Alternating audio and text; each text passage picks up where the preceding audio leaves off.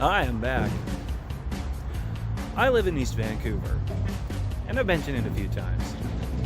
But East Vancouver is its own kind of beast. It's not like the rest of the city.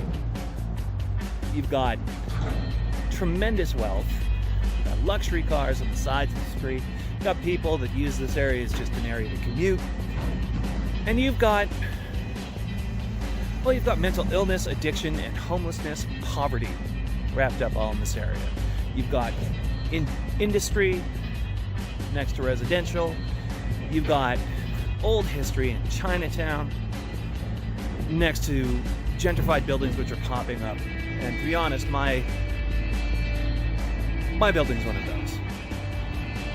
And it's a new one. It started getting occupied about a bit less than a year and a half ago.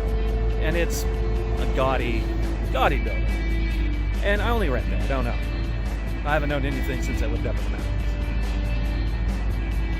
Sometimes you just gotta get out, stretch the legs, and see the neighborhood. I have questions about how we're going to maintain this environment. I have questions on how it's going to improve or whether it's going to fall back. You find areas like this, grass line, tree line, little streets and respites. Behind me over here, you've got I believe it's like coalescing housing. So you've got kind of like transitional housing. It helps people, get on their way. But I just thought it'd be a good idea to go for a bit of a walk, take a look at some of it, see some pretty, see some ugly, everything in between. Behind me is one of my favorite buildings in all of East Vancouver. It's the old British Columbia sugar factory. It's got some great architecture, old brick structures, been there about 100 years, if not just a touch more. And it's located right on the train tracks, the old Canadian Pacific line. And this is where the rail lines merge.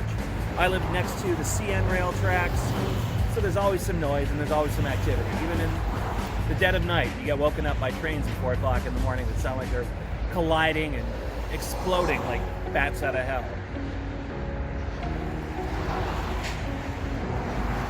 Part of the regular commute. You can get around most of the city on foot. There's some areas, of course, you don't really want to walk through on your own, carrying, something really expensive, especially in the middle of the night.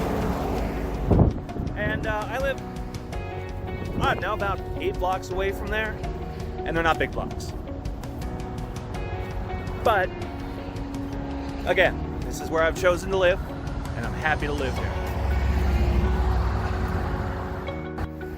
I think one of the things that everyone is looking for here is their own little personal space, bit of privacy, anonymity. No one wants to be famous in this neighborhood, and you don't want to be infamous either. There's a police presence. It's just a menacing presence sometimes too. I'm not knocking this neighborhood. It's a reality. And it's just like any other big city. It's got its little dark spots, places to hide, all sorts of nooks and crannies. It's very real. But you also get some art like this in a nice quiet moment.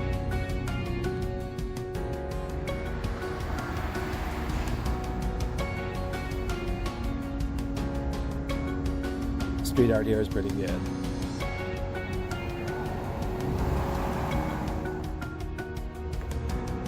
One of the really good things here is in this neighborhood, there's not a lot of corporate business. It's a lot of small business, privately held business. I mean, 80 yards away there's a Starbucks, but it's a drive-through, and that's pretty much how it's kind of operated, is commuters hit and run, grab a coffee place. I think it closes at 5 p.m. or something. So it does have a personal feel here as well. And you do give a shit about your neighbors that have businesses here. Yeah. You do. If you want to know what the city really is like what its true guts are. Go into some of the alleys. Maybe not by Hastings and Maine, but a little further out. That's where you see the true grit of the area and what it really is. Now, if you are going to park here while you're visiting, make sure that you empty your vehicle out. Nothing visible, nothing. Empty out the car, because otherwise it's going to get broken into. Take it from me, you don't want that. This is 60 yards from my house. Homelessness, people living under the bridge. This is the reality. I don't take what I have for granted. I actually try and show these folks a little bit of respect. Not sure if you can see too much. These folks literally live beside the tracks where there's trains and noise and fumes 24 hours of the day. Seriously. That's my place.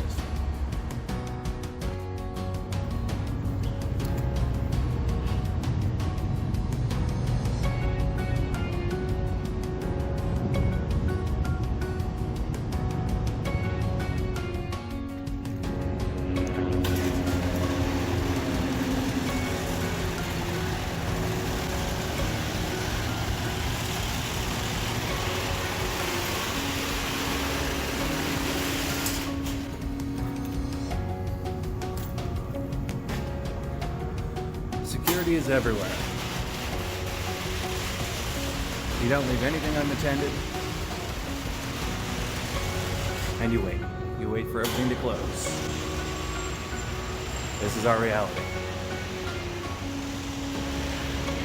Now to go this way. More security.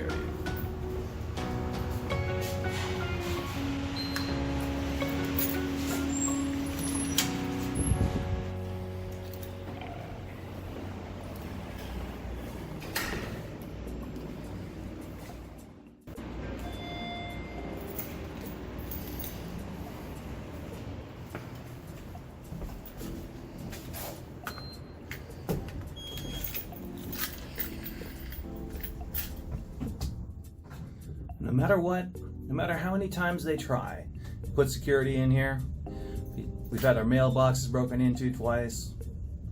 You got 3 gates to get down to the parking lot where I am. People still get in, still steal shit. Now the question is, how much of that is desperation? Is it laziness? Is it stupidity? Is it greed? Is it necessity? I don't know.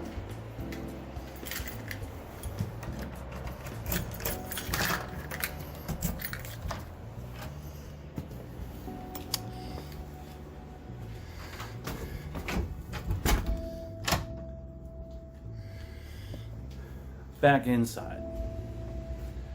Locks and gates and everything else. This is our reality. I've said reality a lot.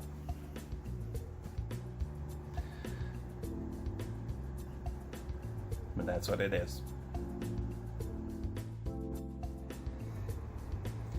You have to ask yourself, with all of these locks and gates, how much of us is really being locked in as opposed to locking someone else out?